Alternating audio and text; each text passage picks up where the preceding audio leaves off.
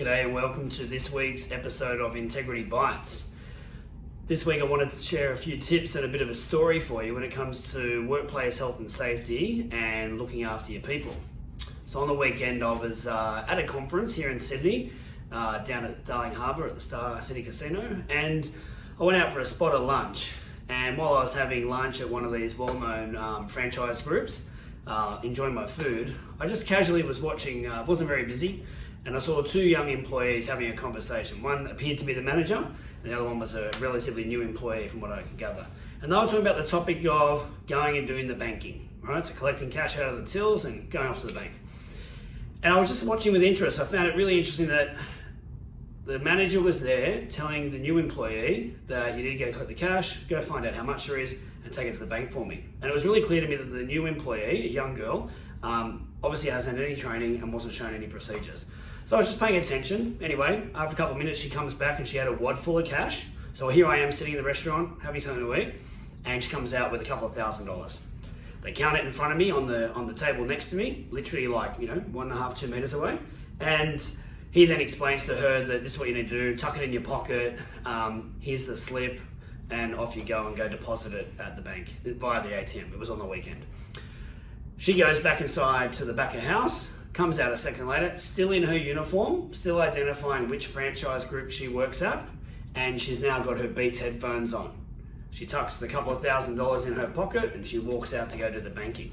And as I sat there and watched, being in this line of business, I just thought, wow, here we've got a young employee, a female, not that it matters whether it's male or female, and she's now been put out to walk down the road with a couple of $1,000s, no clue on what to do, and more importantly, she's in her uniform, and she's now got headphones on. So we all know when you've got headphones on, don't really know what's happening around you, can't hear someone approaching you.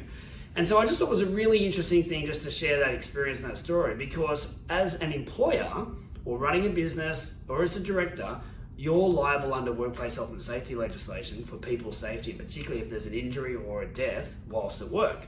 You can be held personally liable as a director of the business. And so I've got a couple of key takeaways, 4 of them in fact, for today.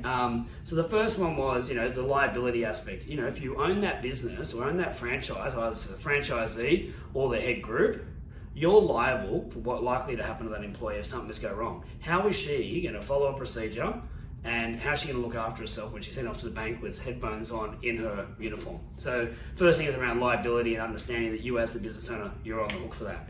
Second one is, I wondered whether that business has actually undertaken a security risk assessment to understand the threats for their business collectively at an enterprise level and the security risks, and then looked at the controls in place and done an assessment of that.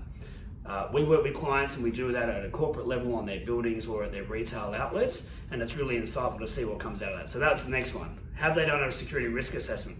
If they have, they probably would identify that that's something that they need to look at.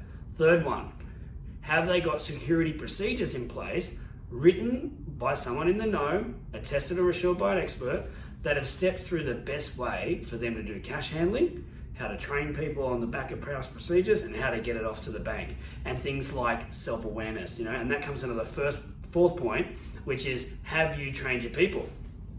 All right, so we've got directors accountable, we've got, have you done a risk assessment of actually your business operations?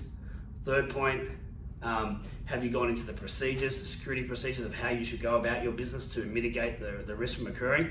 And then lastly, which is a big area and I talked about it in the last episode, is have you trained your people on what to do?